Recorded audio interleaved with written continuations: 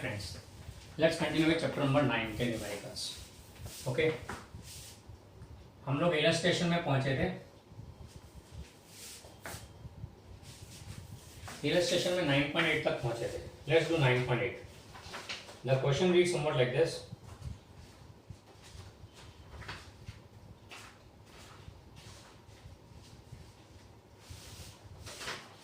Question में बोला इफ f is equal to 0.5 metre for a glass lens, what is the power of the lens.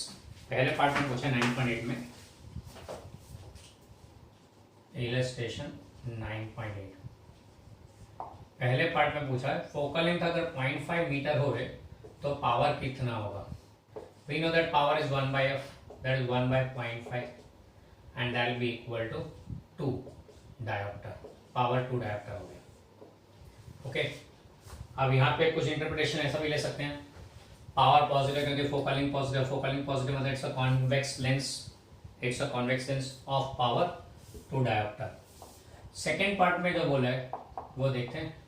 अब second part में हमको बोला हुआ है the radius of curvature of the faces of the double convex lens are 10 centimetre and 15 centimetre. दो radius of curvature दिए.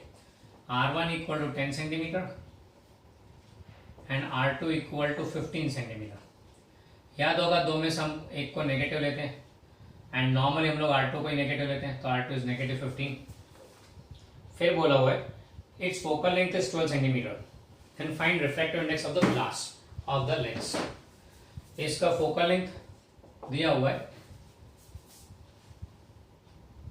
12 centimetre. Focal length दिया 12 centimetre, तो हमें फाइंड करना है रिफ्रैक्टिव इंडेक्स कितना होगा. बराबर है. अब यहाँ पे कॉन्वेक्स लेंस बोला हुआ है. कॉन्वेक्स लेंस बोले तो फोकल लेंथ पॉजिटिव रहेगा. रिफ्रैक्टिव इंडेक्स ढूंढना है. फॉर्मूला क्या होगा 1 अपॉन लेंस में का formula 1 upon f equal to eta minus 1 into 1 upon R1 minus 1 upon R2, क्योंकि फिलहाल एयर में रखा हुआ है लेंस. बाय डिफॉल्ट एयर में होता है. Everything is given except eta and that what we have to find out. तो हो जाएगा 1 by 12 is equal to eta minus 1 into 1 upon 10 minus 1 upon minus 15. तो that makes eta minus 1 into 1 by 10 plus 1 by 15 and ये हो जाएगा LCM 30 लेते हैं 3 plus 1 plus 2 sorry and that be eta minus 1 into ये 5 अपॉन 30 1 by 6 हो गया. यहाँ 1 by 12 है तो eta minus, so this will be 1 by 2 equal to eta minus 1, so eta will be equal to 1 plus 1 by 2 and that is 1.5. So refractive index comes out to be 1.5 in this case. Okay, ये हो गया part 2. फिर लेते हैं इसका part 3 which is most important sum.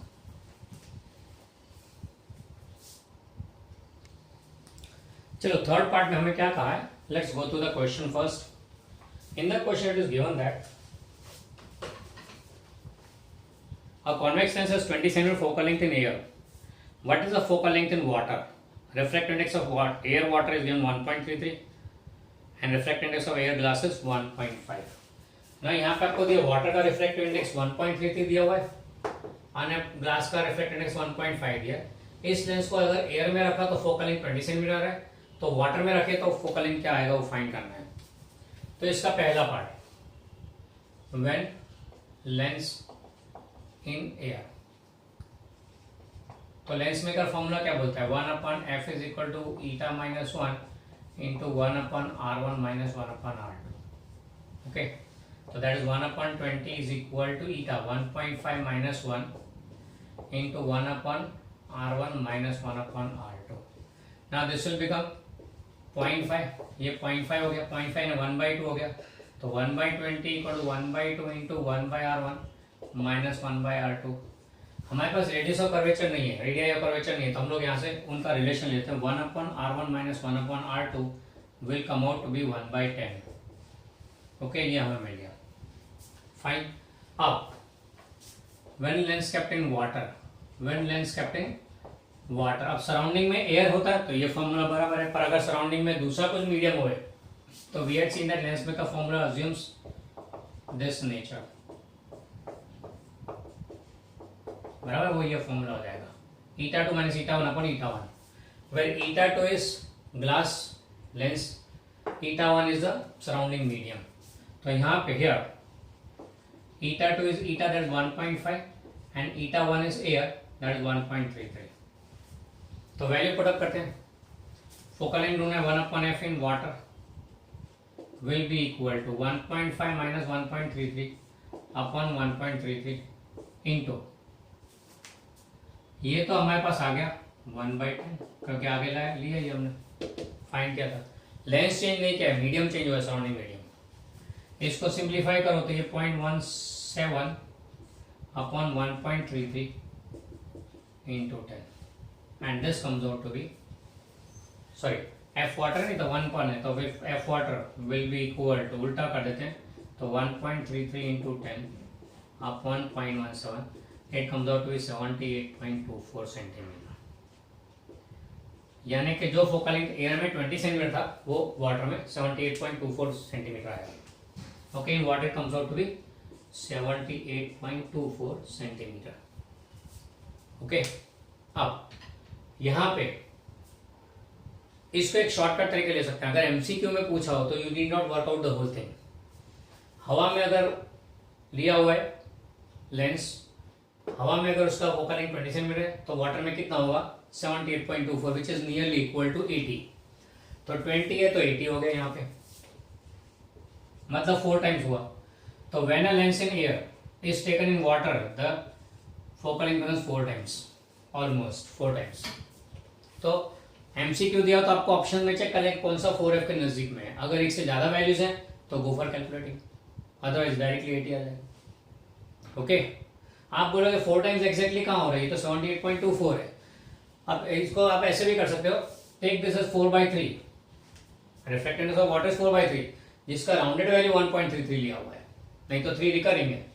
अगर ये 4/3 लेके चलोगे तो यहाँ पे you will be able to get something. चलो मैं उसको सॉल्व करता हूँ. यहाँ पे लेट्स से इसको रिमूव करके कर लेते हैं, वही डेरिवेशन. अब यहाँ देख लेते हैं क्या आता है, देखते हैं फोकल. तो न्यूमरेटर में 1.5 यानी 3/2 माइनस 4/3 अपन नीचे 4/3 इंटू 1/10. अब दिस विल बी 3/2 माइनस 4/3 में बाई 6 एलसीएम आ जाएगा. 3 3 9 माइनस 8 यानी 1/6 हो गया अपॉन 4/3 इंटू 1/10. ये 1/f आ रहा है, 1/f आ रहा है. अब इसको सिंप्लीफाई करो तो ये 1/80 हो गया. f will be equal exact आ जाएगा 80 सेंटीमीटर, यानी 4 टाइम्स हो जाता है. ये राउंडेड वैल्यू ली है रिफ्लेक्टिव इंडेक्स की, इसलिए ऐसा हुआ है. 4/3 एग्जैक्ट लेके चलोगे तो यू गेट 80 सेंटीमीटर. यानी कि अगर हवा में रखा है फोकल लेंस को एंड उधर से उसको वाटर में ले गए तो 4 टाइम्स हो जाएगा ऑलमोस्ट. हाँ, यहाँ पे एक बात का ध्यान रखें, रिफ्लेक्ट इंडेक्स ऑफ ग्लास 1.5. अगर उसमें थोड़ा चेंज किया 1.6 कर दिया तो फिर you have to work out and you have to work out. थोड़ा बहुत माइनर चेंज होगा, ज्यादा नहीं, पर 4 टाइम्स के नजदीक में ही आएगा answer. Okay, so that's why and this some is quite often asked in the exam. तो ये 5 मार्क के लिए अच्छा सेट हो जाता है. राइट, सो 5 मार्क सम, तो ये बहुत अच्छी तरह सेट हो जाता है. तो possibility of asking is more, इसलिए इसको बराबर तैयार कर लेना. Okay, that makes illustration 9.8. Next will switch over to illustration 9.9.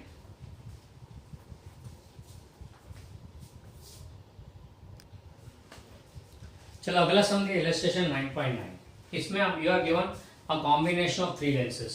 पहला कॉन्वेक्स लेंस है, दूसरा कॉन्केव लेंस है, तीसरा फिर एक कॉन्वेक्स लेंस है.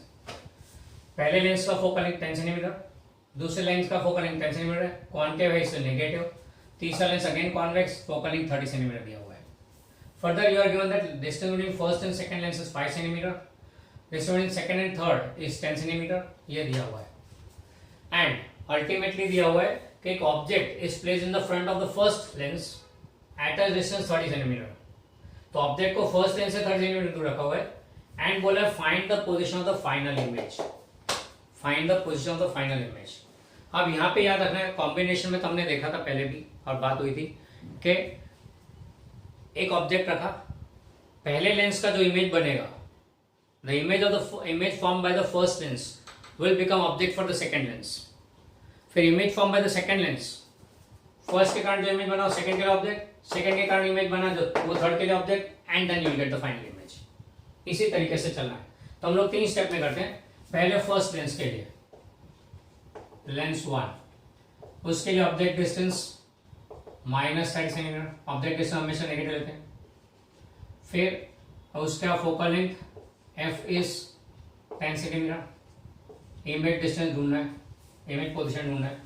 तो लेंस है इसलिए 1/-u + 1/v = 1/f for Lenz, बराबर। अच्छा, अब this will be 1/- of -30 + 1/10 is equal to 1/v ढूंढना है हमें, इज इक्वल टू 1/10। तो 1/v will be equal to 1/10 - 1/30, okay, and that will be equal to 30, 3 - 1 2/30, यानी कि v will come out to be 15 centimetre. तो पहले का इमेज कहाँ पे आएगा?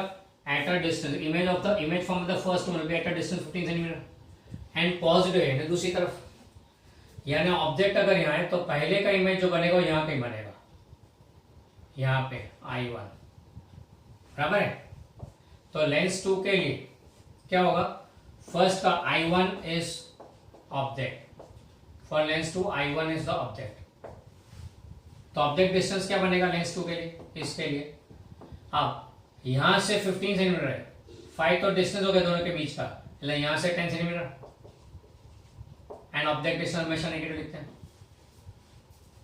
फोकल लेंथ इसका कितना है? तो -10 सेंटीमीटर। तो मतलब ये तो हो गया कि ऑब्जेक्ट फोकल पॉइंट पे, ऑब्जेक्ट फोकल पॉइंट पे, तो इमेज कहां पे आएगी? ऑब्वियसली इंफिनिटी, बराबर है। इमेज पोजीशन देखते हैं, तो as object at F, therefore image at infinity. Calculate करना तो फॉर्मूला में डाल के कर सकते हो। तो therefore v will come out to be infinity, v infinity आएगा, यानी कि इसके कारण जो इमेज बनेगी वो इनफाइनाइट डिस्टेंस पे होगी, जो ऑब्जेक्ट बनेगी थर्ड के लिए। Therefore image I2 formed at infinity. अब यहाँ पे डिस्टेंस 10 कैसे है? 15 था, -15 - 5, ये गैप को माइनस कर दिया ना, -10। नेगेटिव क्यों लिया? क्योंकि ऑब्जेक्ट डिस्टेंस हमेशा नेगेटिव होता है, एंड इसका डिस्टेंस कितना हुआ? 15 - 5, ओके। अच्छा, अब लेंस 3 के लिए बात करें तो लेंस 3 के लिए now I2 is object, second से जो इमेज बना I2 इज ऑब्जेक्ट, एंड कहाँ पे वो? इंफिनिटी पे। अब इंफिनिटी से 10 माइनस कर दो तो इंफिनिटी रहेगा, तो u equal to negative infinity. Infinity से 10 माइनस कर तो भी इंफिनिटी रहेगा।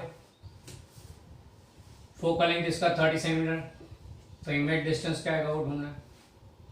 Now as object at infinity image is formed at focus, यहाँ ऐसे ही लिख सकते हैं, as object at infinity image at focus. Therefore v will be equal to focus पे 30 सेंटीमीटर पे। Therefore final image is formed at distance 30 centimetre. ये final image की पोजीशन आ गई, यहाँ पे 30 सेंटीमीटर आएगा। Clear? This how we work out. First का इमेज दूसरे का ऑब्जेक्ट, दूसरे का इमेज तीसरे का ऑब्जेक्ट, तीसरे का फाइनल इमेज वो फाइनल इमेज है। तो ये हो गया सम। इसको पेपर सेटर एंड ट्विस्ट, क्या वैल्यू बदल सकता है और कुछ नहीं, या फिर लेंसेज भी टाइप ऑफ लेंस बदल सकते हैं, बाकी और इसमें कोई कॉम्प्लिकेशन करने की पॉसिबिलिटी नहीं है। Okay, be honest with your values, you definitely get the perfect answer. तो दैट सम नंबर इलस्ट्रेशन 9.9। यहाँ पे इलस्ट्रेशन खत्म हुए, अब चलते हैं एक्सरसाइज की तरफ।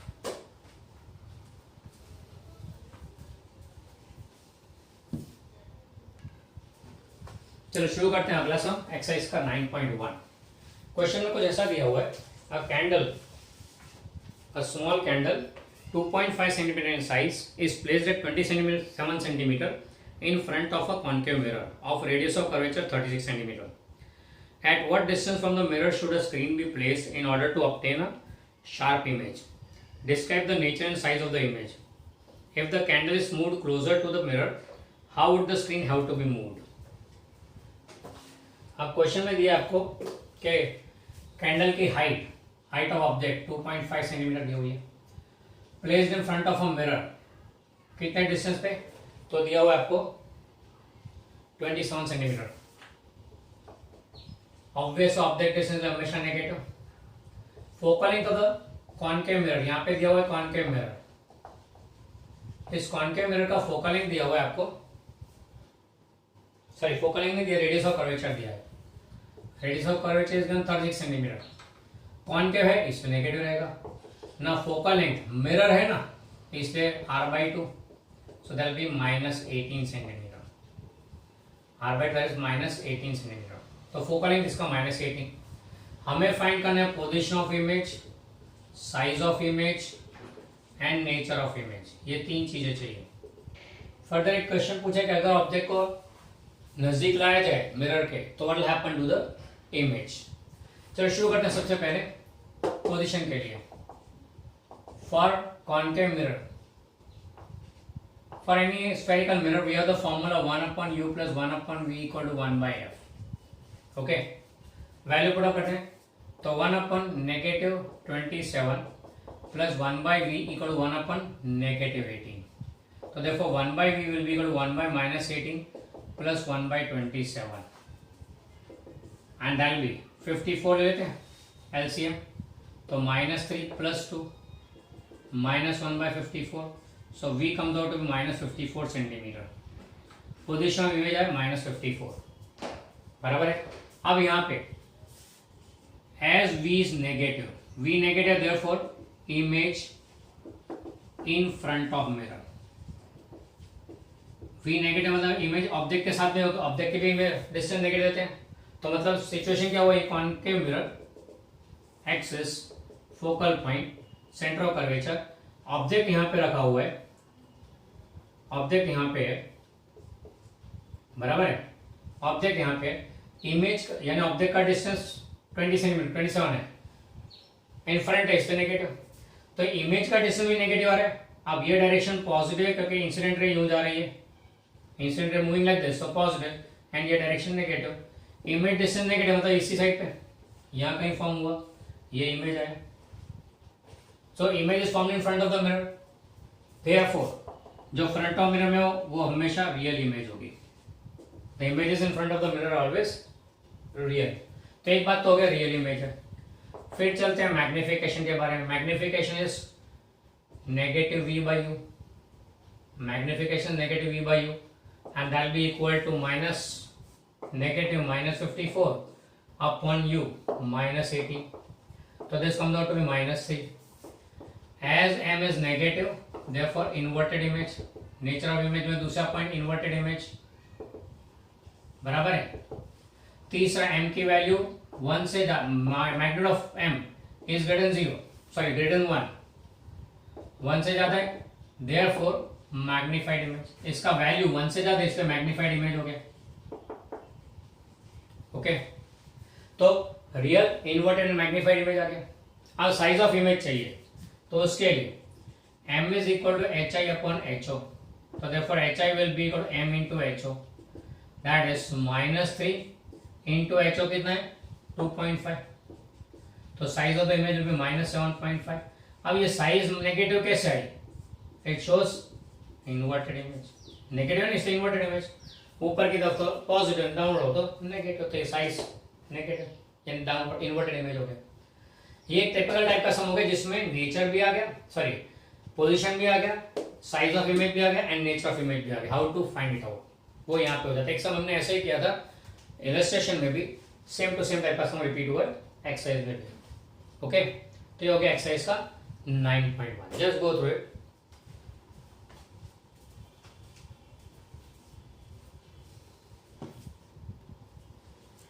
हाँ, इस सब में 9.1 में तीसरा पार्ट रहेगा जिसमें बोला था कि what will happen if object is brought closer to the mirror. अब ये concave mirror, axis, focal point, centre of curvature. Now as the object is move closer to the mirror, the image will move away.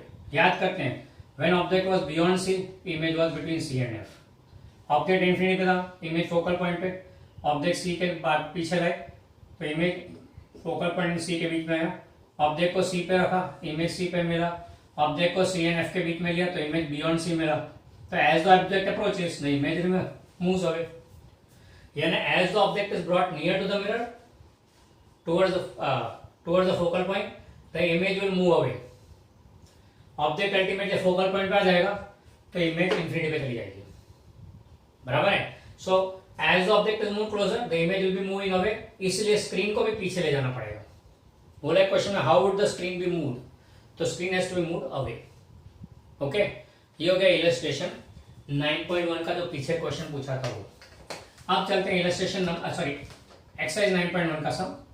अब चलते हैं exercise का 9.2। 9.2 में आपको convex mirror के बारे में बोला हुआ है। कॉन्वेक्स मिरर के बारे में क्या बोला है, क्वेश्चन दिया हुआ है अ 4.5 centimetre needle is placed, height of needle 4.5 centimetre is placed in front of a convex mirror at a distance 12 centimetre, placed at a distance 12 centimetre, negative हो गया। फोकल लेंथ दिया हुआ है इस कॉन्वेक्स मिरर का 15 सेंटीमीटर। नाउ ये convex mirror है, you are said that this is convex mirror, convex mirror है इसलिए फोकल लेंथ पॉजिटिव रहेगा, बराबर है। You have to give the location magnification of this image.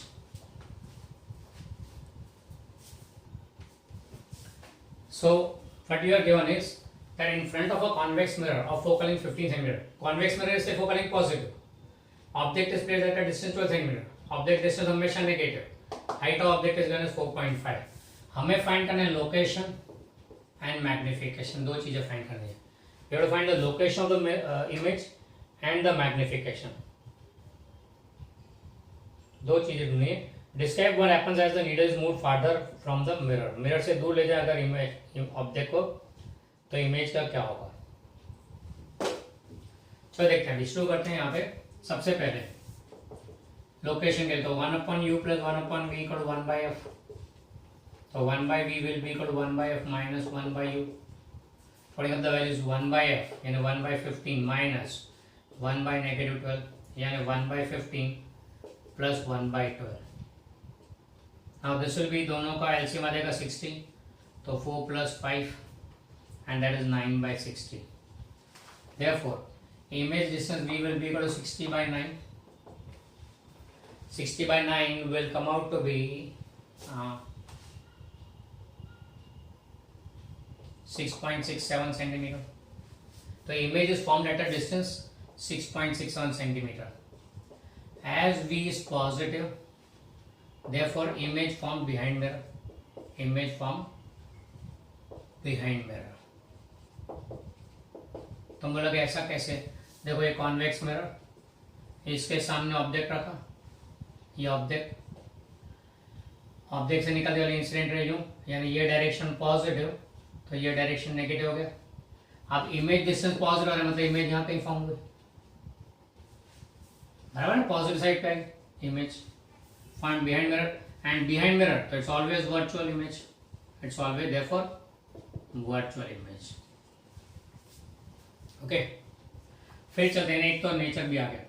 फिर दूसरा magnification is minus v by u, that is minus v कितना है 6.67 and you कितना है 12, नेगेटिव 12, तो ये आ जाएगा नेगेटिव रफली 1/2 approximately, is approximately 1/2 positive, sorry positive 1/2। Now as m is positive therefore erect image, वो तो आपको यहाँ ही ये इरेक्ट इमेज, वो तो आपको यहाँ पे ही इंडिकेशन आ गया होगा, वर्चुअल है तो इरेक्ट ही होना है। If the image is virtual then it always be erect, वो तो पॉजिटिव होना था। As magnitude of m is less than 1 से कम है, therefore it's a diminished image, छोटी साइज की इमेज आएगी। तो नेचर ऑफ इमेज भी आ गया, मैग्निफिकेशन आ गया, लोकेशन आ गया, फाइन। आप बोल रहे हैं कि ऑब्जेक्ट को अगर नजदीक ले जाए तो इमेज कहाँ जाएगी, तो और दूर जाएगी एंड और भी छोटी होती जाएगी। As the object is move towards the mirror the image will move away from the mirror and become smaller in size. Okay, ये हो गया 9.2, जस्ट गो थ्रू इट।